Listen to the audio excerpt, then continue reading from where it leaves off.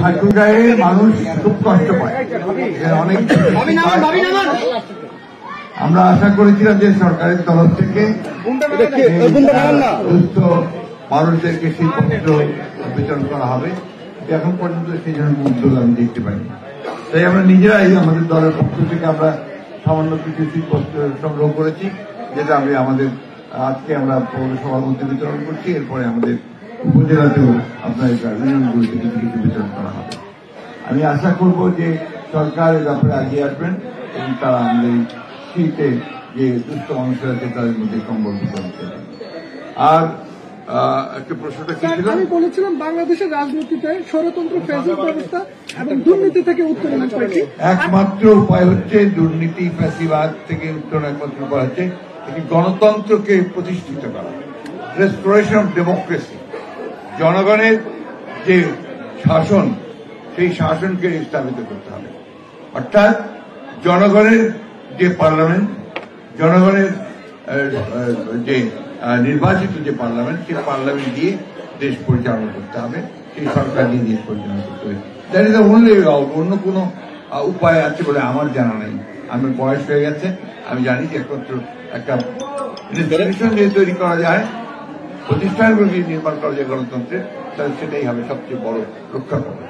Sir, আরেকটা বিষয় হচ্ছে বিভিন্ন জেলায় আওয়ামী লীগের নেতাকর্মীরা বিএনপিতে যোগদান করছে, সেটি আপনার আমার এটা জানা নাই। আমি অন্তত এইটুকু বলতে পারি যে আমাদের এখানে খুব নির্দেশ দেওয়া আছে। আমাদের চেয়ারম্যান সাহেব বলেছেন যে আমরা এই মুহূর্তে যারা সন্ত্রাসী, যারা গণহত্যার সঙ্গে জড়িত হয়েছিল, যারা হত্যা করেছে, দুর্নীতির সঙ্গে জড়িত, তাদের কাউকে বিএনপিতে নেওয়া হবে।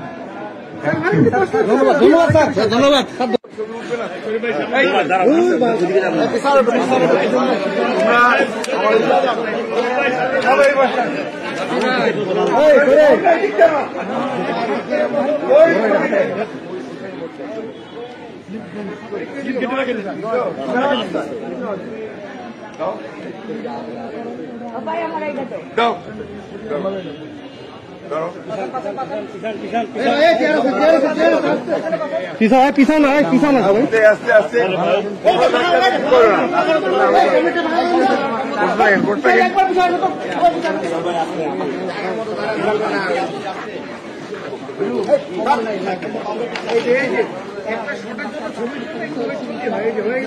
একবার পিছিয়ে আসো।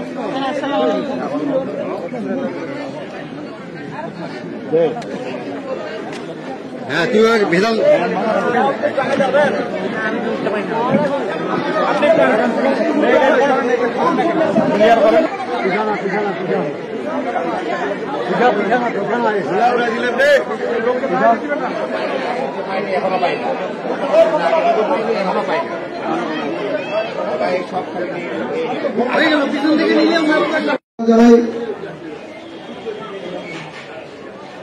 আমাদের মাননীয় মহাসচিব যারা মির্জা ফখরুল ইসলাম আলমগীর স্যার আমাদের মাঝে এসে পৌঁছে গেছেন।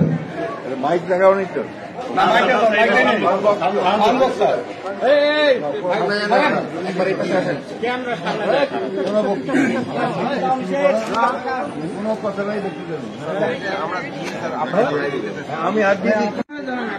যাদের হাতে স্লিপ দেওয়া আছে তারা গেটের মধ্যে স্লিপটা দিয়ে ভিতরে ঢুকবেন।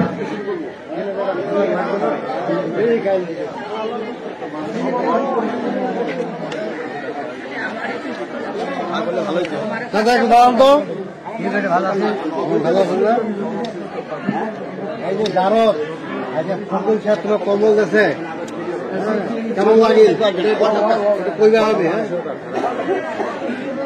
ভালো লাগে ঠান্ডার জন্য আমাদের সার কম্বল দিতে খুব ভালো লাগছে। কম্বলটা কি হবে, কি করবেন? ঢাকা দিব, গায়ে দেব, কিছু করার নাই, গায়ে দেব।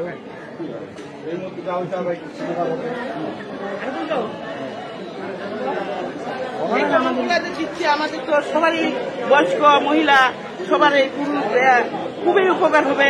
এই চারে ঢাকা নিবে, আর বলবো এই যে ভাইয়া দেবে, ভাইয়া কম্বল কম্বল দেন না।